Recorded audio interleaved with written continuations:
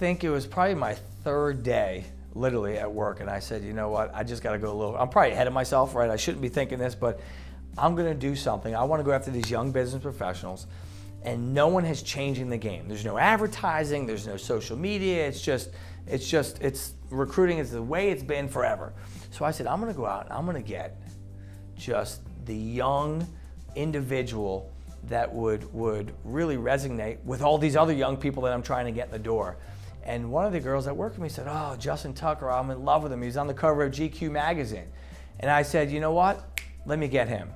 And I did what I do. And I started pounding the phones, which was fun. I got his agent on the phone, and literally within, it was 30 days we were doing a commercial. And it was fun. And Justin, at that point, he was new, so he probably would have taken a lot of things, but he is picky as far as he was making enough money. I'm not just going to do it to do it. He loved it, and what he loved about it, and the reason I kind of went after him, if you don't know the stories, he didn't know he was going to play football. He was a kicker. They don't really get drafted. They don't know. So he started thinking about, what am I going to do after school? What am I going to do? And he thought he was going to be a realtor, but he didn't have anyone to help him. And I said, that's the perfect story. And I don't know if you know this, but we bring him to the universities, and we brought him to Towson last year.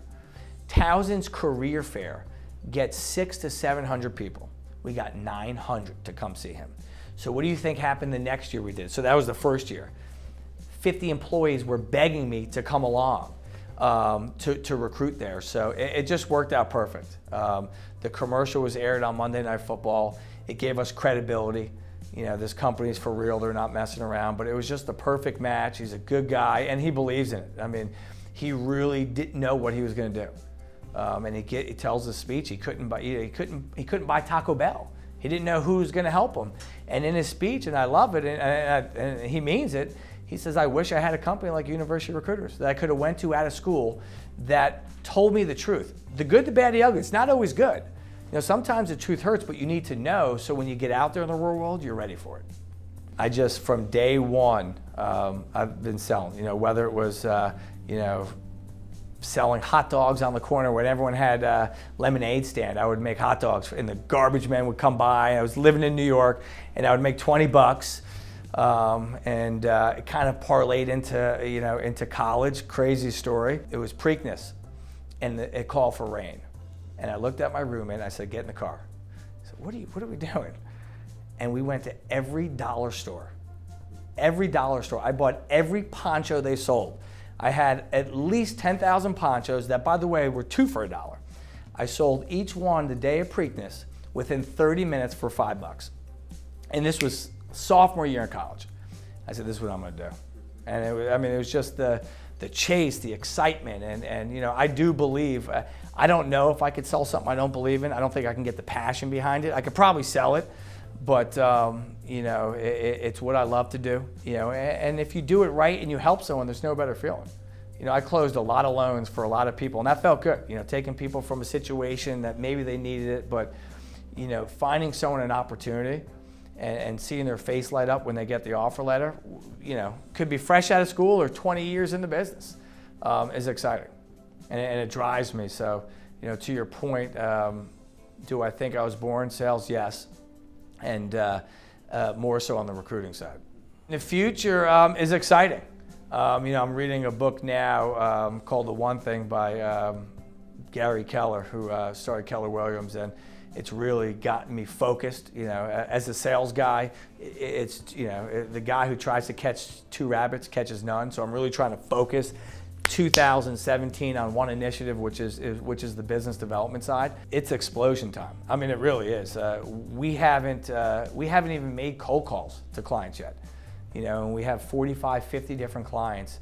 But to answer the question, we're going to get into social media.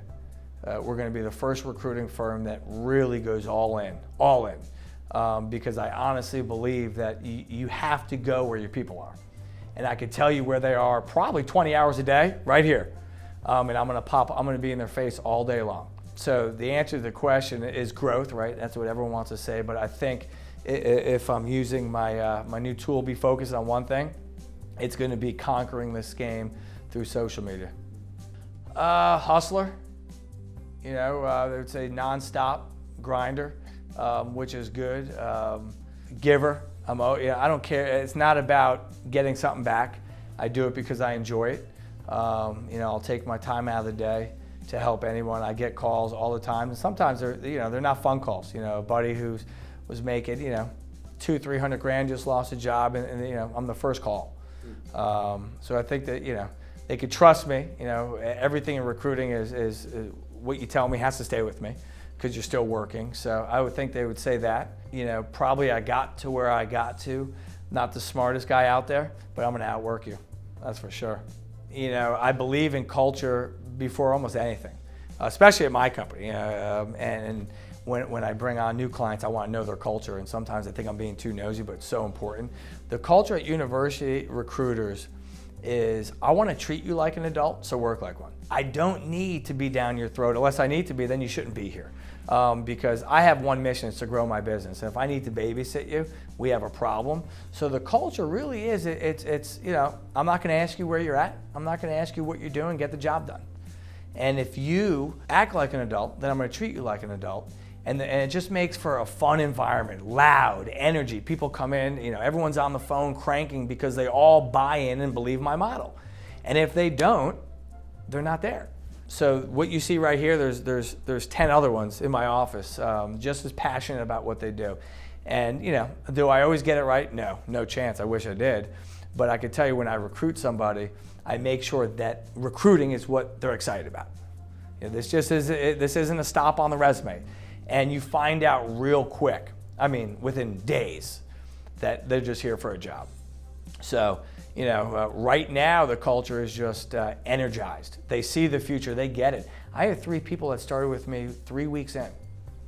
They were making $30,000. Now they're making 6 figures, and they can't believe that they're along for this ride. So the cultures create energy. We do not have a gong. I learned my lesson with that one. We're pretty, we have energy, but, I come from just get the job done. You know what I mean? I still remember the first guy who told me, I played lacrosse, and he said, just walk the walk. Let your work talk the talk. So I instill that every single meeting. It's, guys, let's just walk the walk. Let's show our clients. Don't, just get it done, and the rest is history. So we're loud, we're fun, we're low key, but we just walk the walk. That's all we do.